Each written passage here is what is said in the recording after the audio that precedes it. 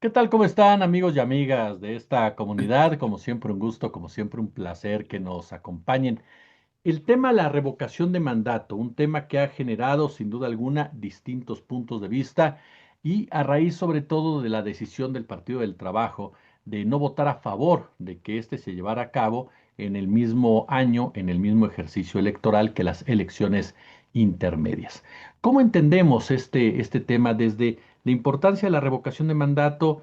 ¿Qué hubiera significado involucrarlo en las mismas fechas de la elección intermedia, así como también el PT realmente traiciona a la 4T? ¿Por qué actúa así el PT? En fin, diferentes miradas. Ayer platicábamos con Federico Anaya, nos da un punto de vista al respecto. Hoy tenemos, por supuesto, el enorme honor de platicar con una de las mejores voces de la actualidad en el análisis, mi querida Vanessa Romero, a quien saludo con muchísimo gusto. Abogada, ¿cómo estás? ¿Qué tal, Jesús? Siempre encantada de estar en tu canal. Gracias, querida, igualmente de recibirte y aprender de ti. Oye, pues la primera pregunta que te hago es esa, la revocación de mandato. ¿Cómo lees este tema de la revocación de mandato en el mismo día de la elección? Finalmente no se da. ¿Para ti es positivo, no es positivo que haya quedado así esta discusión? Híjole, tiene muchas aristas la discusión, pero quisiera arrancar, Jesús, diciendo que a mí el ejercicio de revocación de mandato, en términos, digamos, generales, como ejercicio democrático, como un ejercicio de democracia participativa, que nos otorga a nosotros, digamos, los gobernados, el derecho de remover un gobernante en quien perdimos la confianza, es decir, como un ejercicio de rendición de cuentas, me gusta mucho.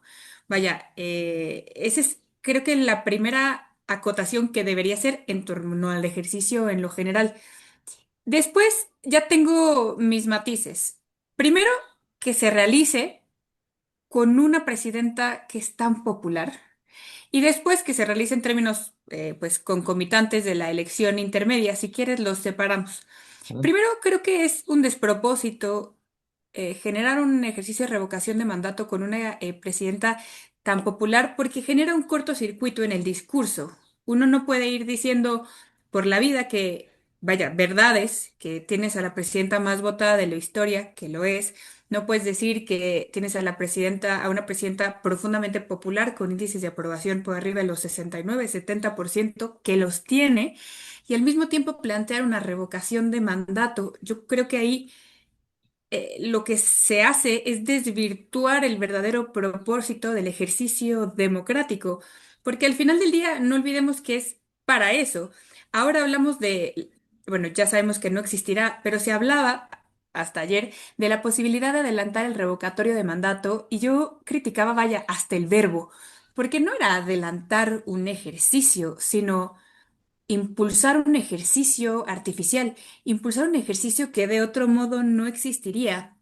Porque recordemos que en términos constitucionales y de la ley de revocación de mandato, para que exista el ejercicio, debía ser solicitado por al menos 3% de la lista nominal de electores, lo que es más o menos 3 millones de personas.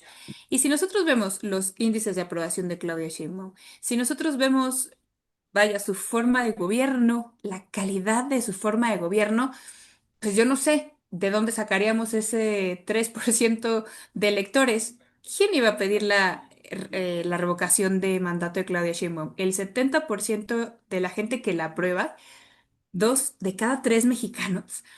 O la oposición, que vaya, no quiero hacer referencia a sus números, que son realmente exiguos. Si vemos, volteamos a ver Somos México, creo que sus militantes hoy van por los 250,000, 300,000. Vaya, en contraste con el porcentaje que necesitamos, el número que necesitaríamos para la revocación de mandato, la verdad es que eso no es actualizable.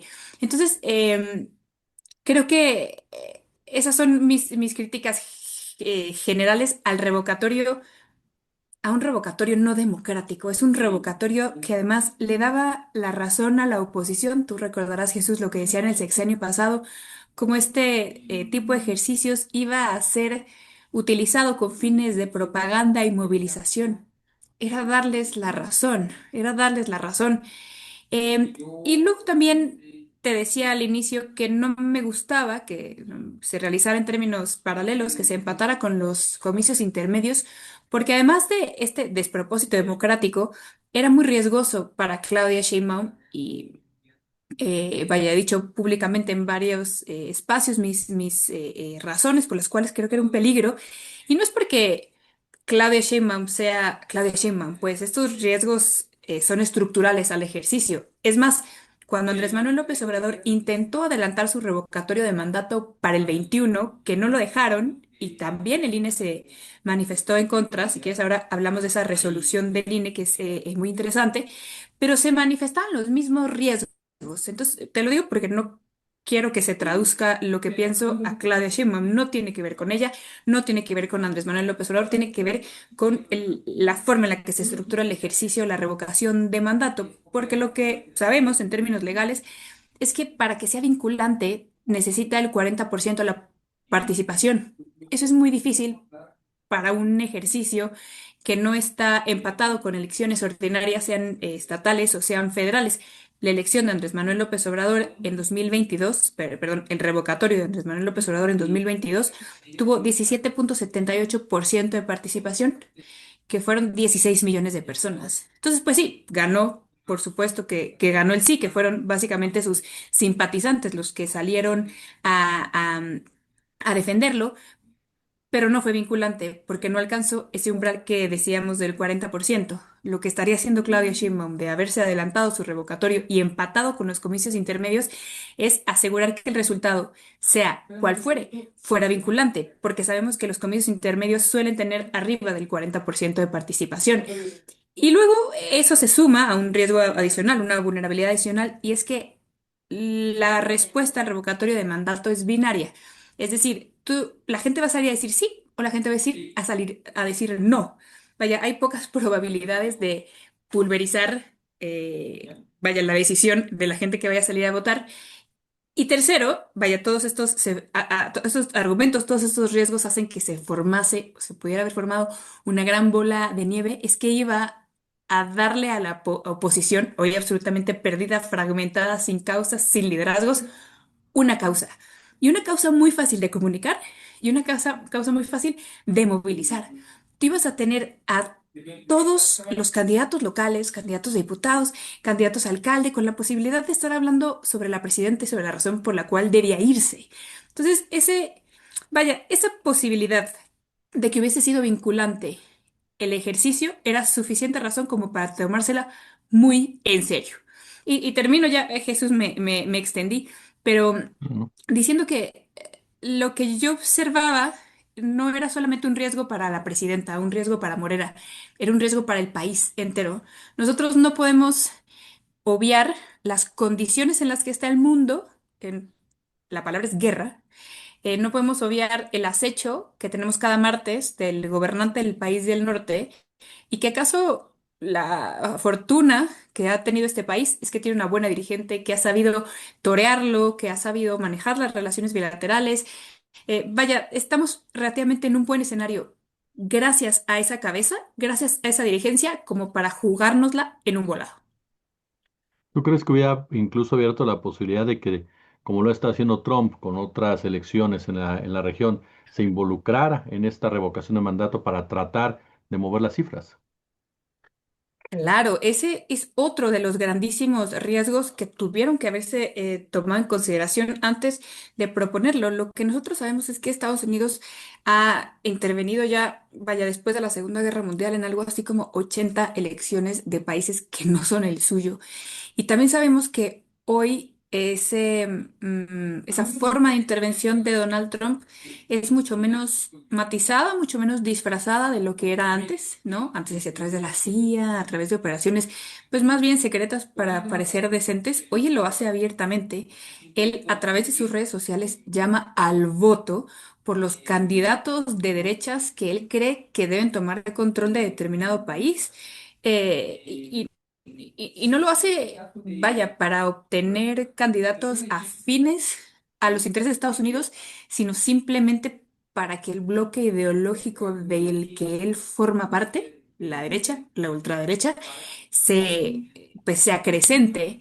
Entonces, hubiera sido francamente ingenuo pensar que en una elección tan potencialmente desestabilizadora, el señor no hubiera participado. Y no solo el señor, también hay que decirlo porque lo hemos visto en el pasado, figuras de la política nacional que a la menor provocación buscan la intervención, buscan la injerencia. Entonces, los puentes existen y los hemos visto en funcionamiento este mismo sexenio.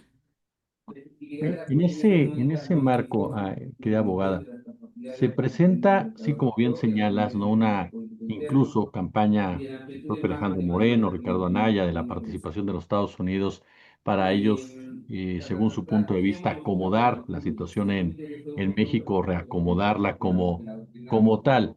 Eh, ¿Cómo explicamos asimismo el papel del PT? O sea, cuando el PT decide no voy con la revocación de mandato, ¿tú consideras que el PT lo hace precisamente pensando en estas circunstancias que tú excelsamente nos has explicado o con una justificación, una postura incluso más individual, más de interés partidista, más de interés personal?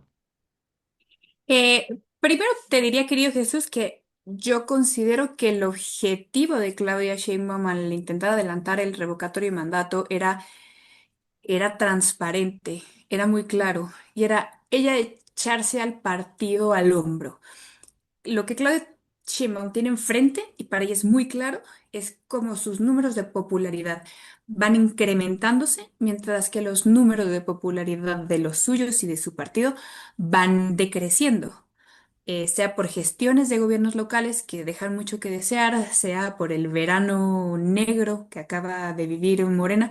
En general, Claudia Sheinbaum pudo hacer de forma muy clara, muy objetiva, lo que acabo de decir, vaya, no es un secreto para nadie, de forma muy clara, muy objetiva, ese cálculo, como si ella presta su capital político, podía crecer vaya, la votación en favor de su partido y de sus candidatos, porque lo que el revocatorio de mandato hubiera provocado es que la gente no sale a votar por su alcalde, no sale a votar por su diputado federal, sino que sale a defender a la presidenta, ¿no? Entonces ahí hay una emocionalidad que las elecciones intermedias no suelen provocar. Entonces, primero te digo, ese creo que era el objetivo de Claudia Sheinbaum.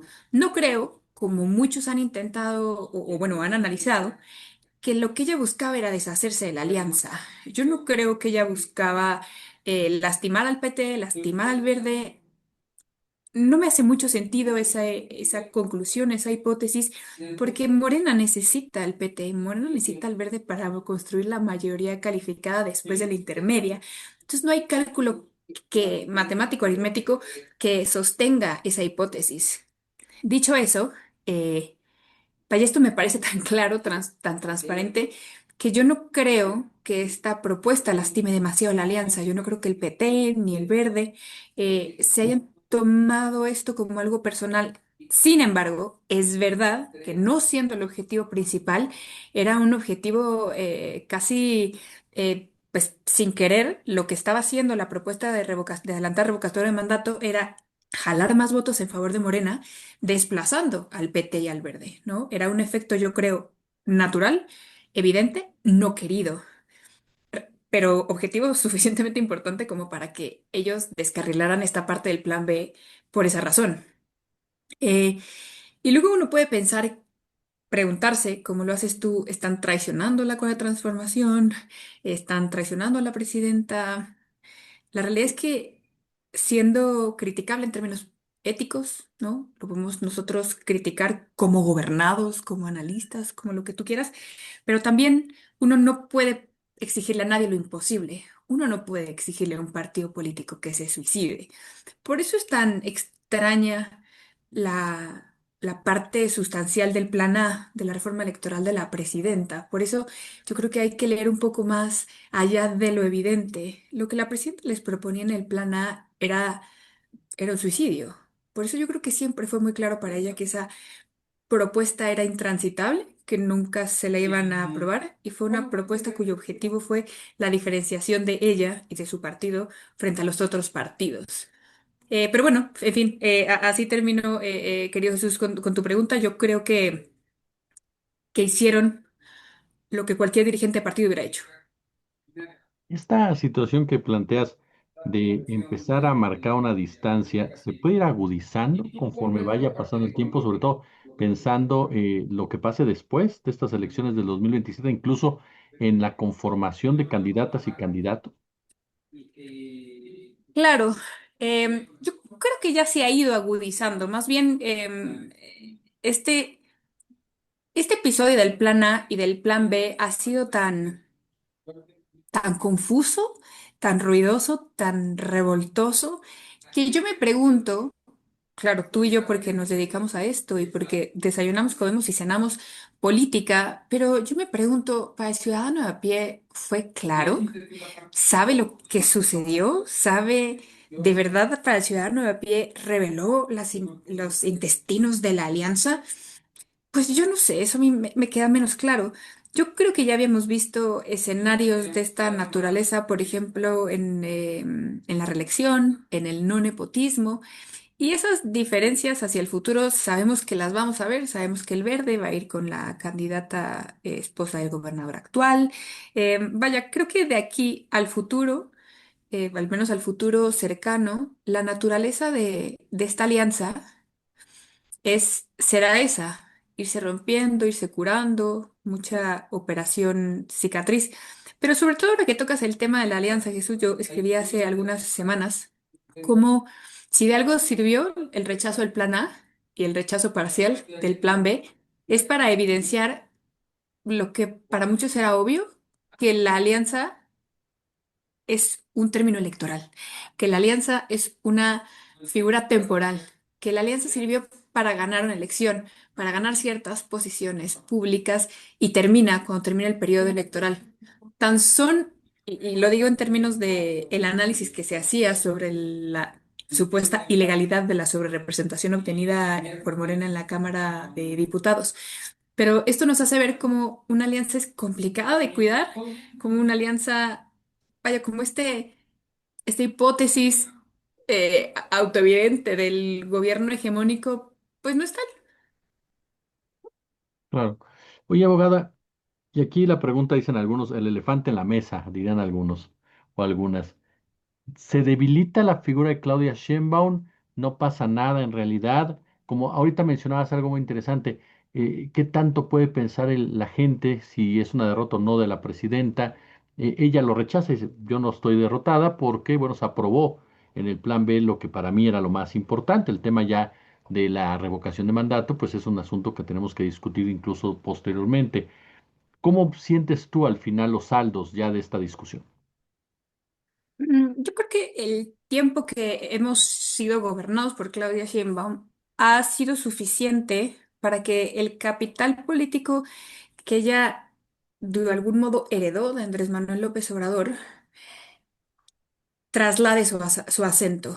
El capital político de Andrés Manuel López Obrador era sobre todo en términos políticos, es decir, era un tipo profundamente pedagógico, era un tipo pues, formativo, profundamente carismático, pero que tenía el núcleo de su capital político en eso, en lo político. Y creo que este tiempo que llevamos gobernados por Claudia Sheinbaum ha servido para que el acento cambie un poquito el lugar. Yo creo que la popularidad, yo creo que la aprobación, el poder de Claudia Sheinbaum se encuentra sobre todo en su capacidad de ejecución y de dar resultados. Y en ese sentido, yo creo que será muy fácil, reconociendo que esto es un bache, yo creo que será muy fácil para ella salir de esto, porque su acento no está en eso, su acento ya no está en eso. Mi querida y admirada Vanessa Romero, de verdad siempre es un gusto y un placer recibirte aquí en tu canal, aprender de ti y muchas gracias por engalanarlo. Como siempre, muchas gracias, querida. Gracias, siempre invítame. Gracias, Jesús.